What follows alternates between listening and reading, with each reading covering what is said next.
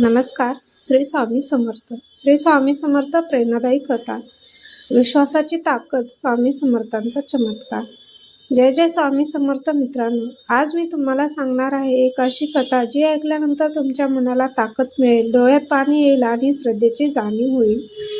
मित्रांनो, आपल्या आयुष्यात कधी ना कधी अशी वेळ येते जिथे मार्ग दिसत नाहीत, संकट डोक्यावर येतात, मनाची भीती वाढते आणि वाटतं आता काहीच होणार नाही. पण ह्याच संकटात आपल्यावर विश्वास ठेवणारा आहे, ज्यांचा आशीर्वाद माणसाला अंधारातून प्रकाशाकडे घेऊन जातो.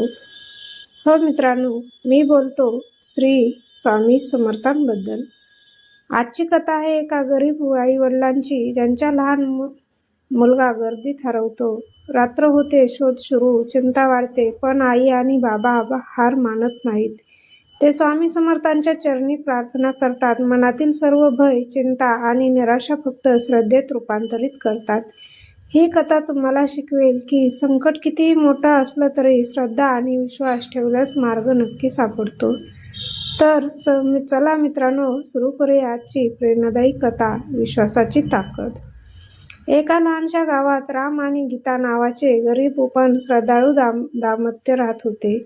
त्यांचा एकच मुलगा होता, संदीप. घर आर्थिकदृष्ट्या खूपच हालाकीचे होते, पण घरात प्रेम, श्रद्धा आणि विश्वास भरपूर होता. घराच्या कोपऱ्यात एक देवघर होतं, ज्यात श्री स्वामी समर्थांचा फोटो होता. संदीप खूप हुशार आणि खेळकर मुलगा होता. तो सकाळी लवकर उठायचा, घरातील कामात आईवडिलांना मदत करायचा आणि शाळेत जायचा. संध्याकाळी घरी येऊन आईच्या हातचं जेवण खाणे हे त्यांचे आवडते. त्यांच्या मनात एकच स्वप्न होतं, शाळेत अभ्यास करून मोठा होऊन आई-वडिलांचा मान वाढवायचा. एकदा गावात मोठा जत्रेचा उत्सव भरला. सगळीकडे खेळ, झुले, मिठाई, तमाशा, ढोल ताशे. संदीप तिथे जायला फार उत्सुक झाला. आईने सांगितले, गर्दी खूप आहे, सावध राहा. पण संदीप आनंदाने नाकारला आणि जत्रेत गेला. गर्दीत खेळताना संदीप अचानक हरवला. राम आणि गीता घाबरले. सर्व गावभर शोध सुरू झाला, पण संदीप कुठे दिसला नाही. रात्रीच्या वेळेत गावात लोकांनी जत्रा बंद केली. आईवडील पूर्णपणे चिंतेत गेले. गीता देवघरात गेली, हात जोडून रडत म्हणाली, स्वामी, माझं बाळ मला परत द्या. मी तुमच्यावर विश्वास ठेवते. रात्र झाली, अंधार पसरला, पण आईचा विश्वास अजूनही टिकून होता. तिने हात जोडून स्वामी समर्थांचे जप सुरू ठेवले. त्या रात्री गीतेला स्वप्नात एक तेजस्वी साधू दिसला. साधू म्हणाला, भिवू नकोस, तुझं बाळ सुरक्षित आहे. नदीकाठी जुन्या मंदिराजवळ जा, तिथे त्याला सापडेल. सकाळी राम आणि गीता धावत नदीकाठी जुन्या मंदिराजवळ गेले. मंदिराच्या आसपासची जागा शांत आणि शांतता भरलेली होती. तिथे संदीप थोडा घाबरलेला पण सुरक्षित बसलेला दिसला. गीता त्याला मिठीत घेतले आणि रडू लागली, माझं बाळ, माझा संदीप. संदीप म्हणाला, आई, बाबा, मला एका आजोबाने इथे आणलंय. आई म्हणाले की तुमचा विश्वास ठेवा. राम आणि गीता मंदिरात गेले. स्वामी समर्थांच्या फोटोसमोर हात जोडून रडत म्हणाले, स्वामी, तुमच्या कृपा खरोखरच महान आहे. माझं बाळ परत दिल्याबद्दल धन्यवाद.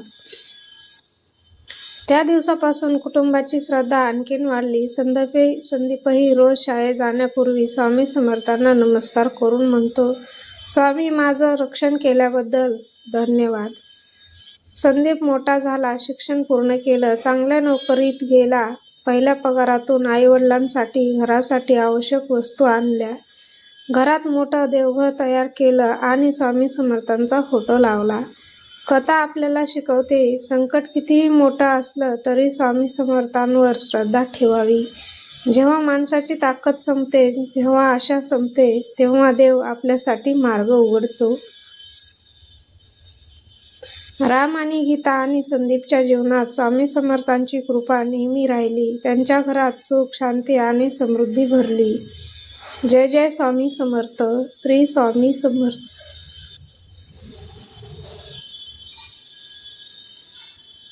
मित्रांनो, ही कथा ऐकल्यानंतर एक गोष्ट स्पष्ट होते, जेथे श्रद्धा आहे तिथे संकटाचं भय नाही. जेव्हा आपण हार मानतो तेव्हा देव आपल्यासाठी मार्ग उघडतो.